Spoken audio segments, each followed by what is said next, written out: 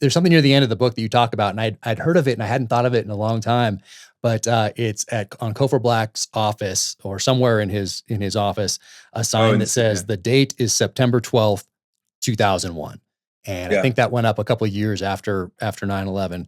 But what's the significance of that, and how did it play into the mindset, or does it still impact the mindset of paramilitary officers of the CIA in general? Yeah, the Yeah. date is September 12th, 2001. Every day. You know what? I should check whether that sign is still there. I'm going into CIA next month, actually in January, to talk about the book in the bubble, the sort of auditorium there. And I wonder if that sign is still there. But I'm sure the mentality is there. So, Cofer Black, is this great character. So interesting. An Africa Division guy, who I think worked out what would work with Bush, like the mood of the country and the mood of the president and the character of the president. And so he was like, we're going to go in there and we're going to kill him. There'll be flies walking across their eyeballs when we finished. And this was this sort of visceral language, which worked with Bush and was one of the reasons why, the pitch to Bush that the CIA should lead this campaign worked. And, so Cofer Black lives near here in Great Falls. And, I've got to know him pretty well. And, he's an imposing figure. He's got this kind of great turn of phrase, this sort of theatricality about him. And, often a key part of leadership, and certainly in this period on 9/11, is theater, is performance. And I think, he was very inspiring. On the day he was Tenet saying everybody should be evacuated, people might die. And Cofer was like, well, we'll just have to die then.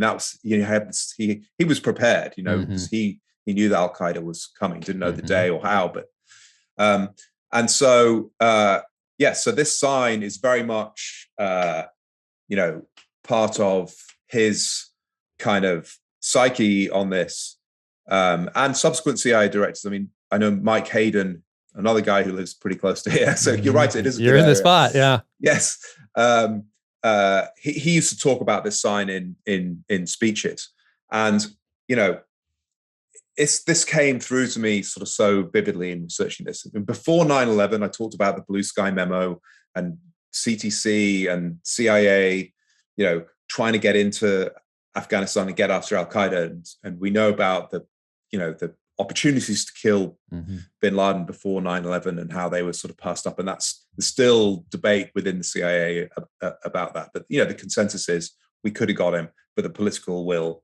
wasn't there. And so then immediately after 9/11, on 9/12, so the sign is today's date is September 12th, 2001. You could do anything. The gloves are off, money's no object. There's been no interest in Afghans, and now any Afghan is interesting. And we're going to take the gloves off, and we're going to get in there, and we're going to take risks. We're going to kill people. We're going to make decisions on the ground. We're not going to be sitting around, debating things in the deputies committee and putting it through the interagency process. We're going to cut through the bureaucracy. And there's a guy, Frank Archibald, senior CIA guy in the book, in a meeting, shortly after 9/11, they're testing the fire alarm, and so this fire alarm is going off, and he's a former Marine, gets up, rips it out of the wall, sits down. We've all wanted to do that in meetings. Yeah. He'd probably been wanting to do it for years. Yeah. But he did it. And that was, the CIA cafeteria was sort of closed at, in the middle of the night. They're working 24/7. So somebody gets an axe or bolt croppers and just cuts the chain, and they just go into the cafeteria and help themselves. And that was the sort of the mentality of that time. And there was this feeling of we failed to connect the dots. There was intelligence indicating two of these hijackers were in the country. The FBI and the CIA wasn't communicating properly, and so there was a sort of a failure to stop this. And so we need to remain vigilant. We can't assume that everything's okay. We can't be averse to risk because, avoiding risk means we'll get hit again. And so there's a sort of a mentality that, they're after us, they're trying to kill us. We have to stop them. We have to get them where they are. We have to lean forward. That was the atmosphere on September the 12th. Also, I guess slightly separate from that, but part of the backdrop is the country was united. Yeah. One member of Congress, Barbara Lee, representative from California, voted against authorizing military force. The UN was behind us.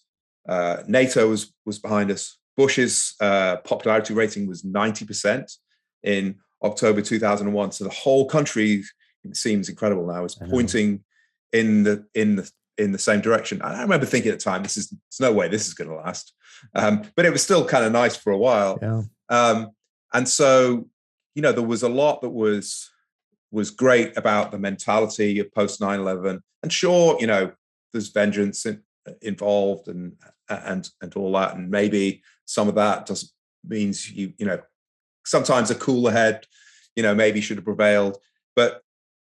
And certainly in the intelligence agencies and in the US government, that September the 12th mentality of kind of never again is something that I still think is in the special operations and special forces communities, CIA, and doubtless, other government departments, if you're of a certain age, I remember 9/11 vividly. I will never forget it. It changed my life. It put me on a course to becoming American. I became an American in 2009. And, of course, we now have a generation of people, in their, 20s, 30s who have no idea. Right. 9, what? No. Oh, why? I saw some news reporting. I was thinking, does the reporter know about 9/11? Do they know that that's why we went in? No.